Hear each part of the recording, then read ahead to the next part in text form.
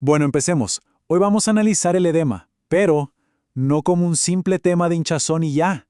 Hay que verlo como lo que es, una historia increíble sobre los sistemas de equilibrio del cuerpo. Una historia sobre cómo una danza delicada y perfecta a veces puede salir muy mal. A ver, pensemos en esta imagen. ¿Alguna vez han visto o sentido un tobillo hinchado que al presionarlo con el dedo la marca se queda ahí por unos segundos? Como si fuera, no sé, plastilina. ¿Qué está pasando exactamente en ese momento? Porque esa pequeña marca en realidad es una pista de un proceso mucho más profundo. La respuesta corta es edema, y más específicamente, lo que se acaba de describir se llama edema con fobia. Es básicamente la prueba visible de que hay demasiado líquido donde no debería estar, atrapado en el espacio que hay entre nuestras células. Ok, para entender por qué ocurre esta especie de inundación, primero hay que entender cómo funciona el sistema en condiciones normales. Y es que el cuerpo hace un acto de equilibrio increíble cada segundo de nuestras vidas. Vamos a ver cómo es esa danza. Miren, esto es súper interesante. La mayor parte del agua del cuerpo, 2/3, está dentro de las células. El resto está fuera, en lo que llamamos el espacio extracelular, que es el plasma de la sangre y el líquido entre las células. Y es justo ahí, en ese líquido intersticial, donde ocurre todo el problema del edema. Y ese equilibrio se mantiene por un tira y afloja constante entre dos fuerzas. Por un lado está la presión hidrostática, que es la fuerza de la sangre empujando hacia afuera. Le dice al líquido, ¡salgan! Y por el otro lado está la presión oncótica. Esta es la fuerza de las proteínas, como la albúmina, que funciona como un imán diciendo, ¡hey, de vuelta para adentro! Normalmente, estas dos fuerzas están en una armonía perfecta. Pero, ¿qué pasa cuando el cuerpo cree que hay una emergencia? A veces, en su afán por protegernos, el sistema sobrereacciona de una manera brutal, y ese equilibrio tan delicado, bueno, se rompe por completo. Y todo comienza aquí. El detonante es una caída en algo llamado volumen arterial efectivo. Ojo, este es un concepto clave. No significa que falte líquido en el cuerpo, para nada. Significa que el sistema de arterias siente que no está lo suficientemente lleno o con la presión adecuada. Y ahí es cuando suena la alarma.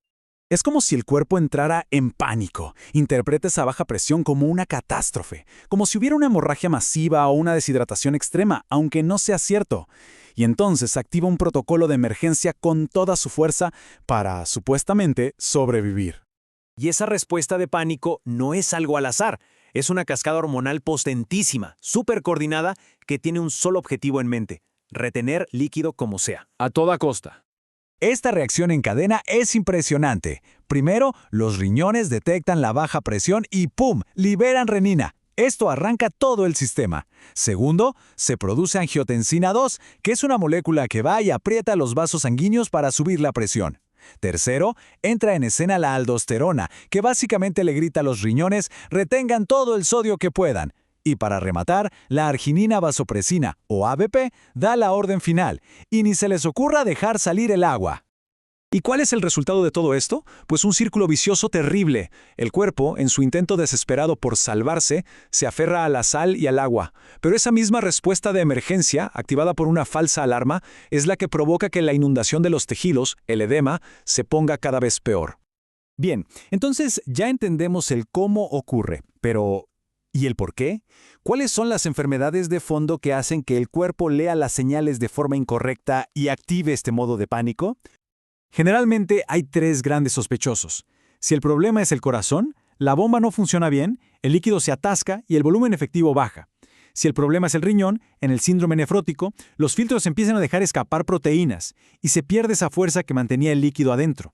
Y con el hígado, en la cirrosis, las obstrucciones y la falta de producción de proteínas también hacen que el volumen efectivo se desplome. Claro que no todo es culpa de esos tres órganos. A veces la causa es otra.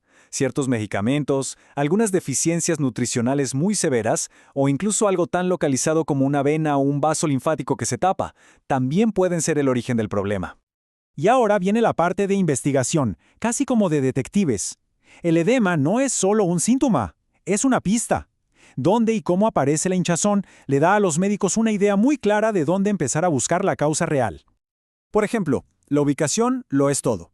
Si la hinchazón está en las piernas, en los tobillos y empeora con el paso del día, es la gravedad haciendo de las suyas, y eso suele apuntar al corazón. En cambio, si la hinchazón es más generalizada por todo el cuerpo y se nota mucho en la cara por las mañanas, las sospechas suelen caer sobre los riñones. Así que, lo que hay que recordar es esto. La hinchazón cuenta una historia. Dónde aparece, a qué hora del día es peor, cómo se siente al tacto, todo eso son pistas, son capítulos de esa historia que ayudan a encontrar el verdadero origen del problema.